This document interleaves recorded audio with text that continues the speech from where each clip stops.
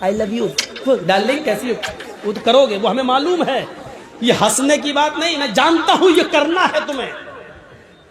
जमाना आज हमारा मुआशरा जिस बुराई में मुलव्वस हो चुका है और हम समझ रहे हैं कि हम लड़की को चूम रहे हैं। अबे उल्लू के पट्टे, लड़की को नहीं, तू 50 ग्राम के डब्बे को चूम रहा है, प्लास्टिक को चूम रहा है, तू लड़की को नहीं चूम रहा है।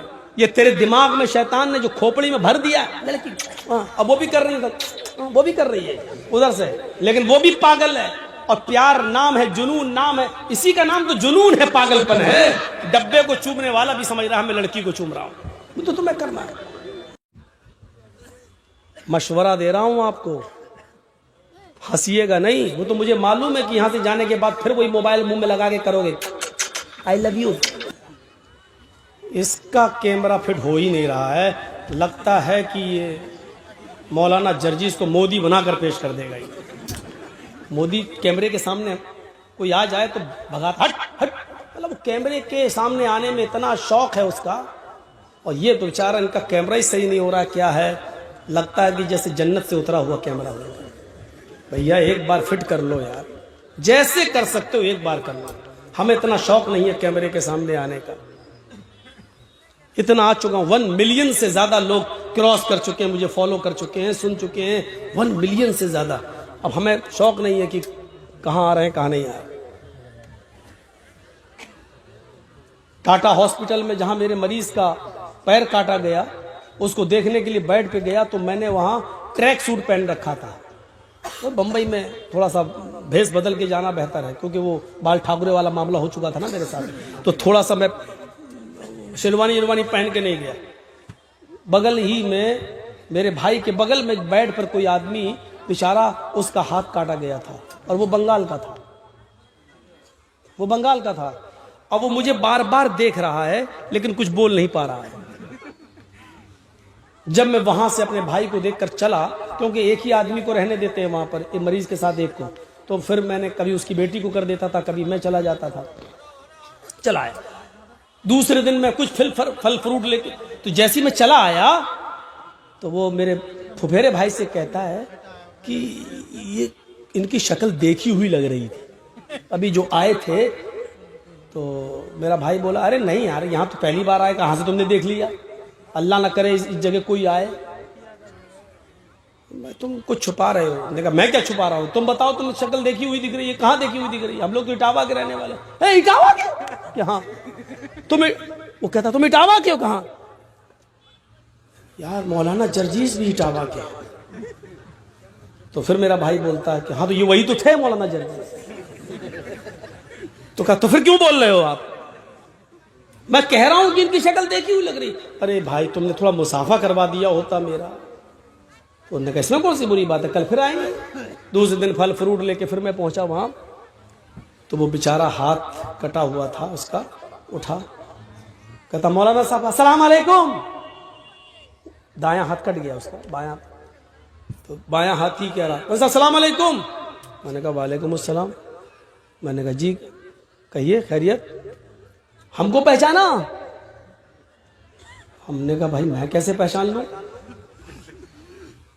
मालदा का है हम, मालदा का। हम बोले अच्छा अच्छा अच्छा, मालदा तो हम गए हैं, हमारा गांव आया था, तू जलसा करने आया था। मैंने कहा यार ये तो सबके सामने तू करके बोल रहा है, तो मामला गड़बड़ लग रहा है। अब वहां तो सभी लोग ऐसे बैठे हुए हैं, अब सब तो बंगाल के नहीं है कि तू तलाक बर्दाश्त कर ले, वहां सब आप कह के बोलने वाले लोग भी थे। तू आया था हमारे बंगाल। अब मेरा भाई उसे कहता है सही से बोलो, तू करके बोल रहा है। अरे कोई आदमी नजर उठा के जल्दी नहीं देखता, तुम तू करके बोलो। अरे हमारी यहाँ की भाषा ही ऐसी है। अरे भाई मौलाना बुरा मत मानेगा, बुरा नहीं मानेगा, फिर भी मानेगा बोल रहा। हमने कहा जाने दो। हमने कहा अच्छा भाई कोई बात नहीं, कोई बात नहीं, हम यही सुनते हैं, बताओ क्या प्रॉब्लम थी। तो उसने अपनी दास्तान सुनाई। फिर बेचारा एक दूसरे दिन एक और आदमी मिल गया वहाँ, उसके 12 साल के बच्चे को ब्रेन ट्यूमर था, वो भी मालदा ही साइड का था, उस तरफ का। अल्लाह ताला उस जगह किसी को ना पहुँचाए, बड़ी बुरी जगह है। अल्लाह ताला सब जितने भी बीमार हो, मेरे भाई को भी और जितने बीमार हो, अल्लाह ताला उन सबको शिफाए कामिला और आजिला अता फरमाए और उस जगह से नजात अता फरमाए।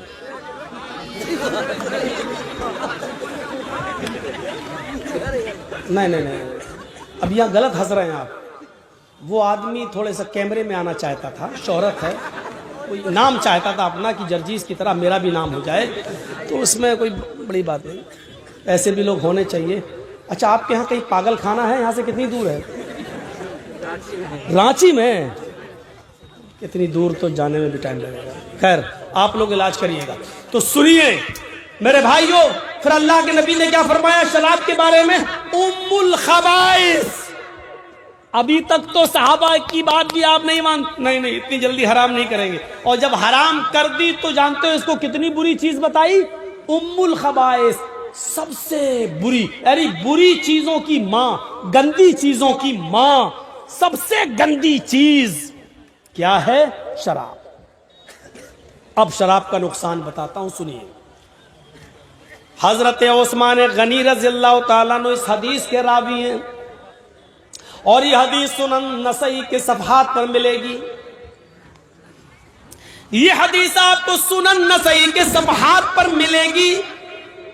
नबी अकरम सल्लल्लाहु अलैहि वसल्लम के दामाद ज़ुन्नूरैन हजरत रुक़य्या और उम्मे कुलसूम के शौहर हजरत उस्मान गनी हदीस के रावी हैं। फरमाते हैं कि एक बहुत बड़ा आबिद था, एक बहुत बड़ा इबादत गुजार था, बहुत नेक आदमी, और उस नेक आदमी के ऊपर उसके इलाके की एक औरत फिदा हो गई। औरत जब किसी पर फिदा हो जाए, या लड़की जब किसी पर फिदा हो जाए, तो समझ लो कि बिजली का करंट से चिपककर तो कोई आदमी छूट सकता है, लेकिन औरत जब किसी पर, लड़की किसी पर फिदा हो जाए, तो इस चुंबक से निकलना और छूट पाना बहुत मुश्किल है। वो किसी भी हद तक जा सकती है। इसलिए कोशिश करो आप कि दूर ही रखा जाए, और जब वो मीठी मीठी बातें करे तो आप उससे सख्ती से बातें करें, उसके दिल में अपनी जगह बनाने की कोशिश ना करें, क्योंकि अगर उसके दिल में जगह बन गई तो बिजली के करंट से तो बच सकते हो, लेकिन औरत के करंट से नहीं।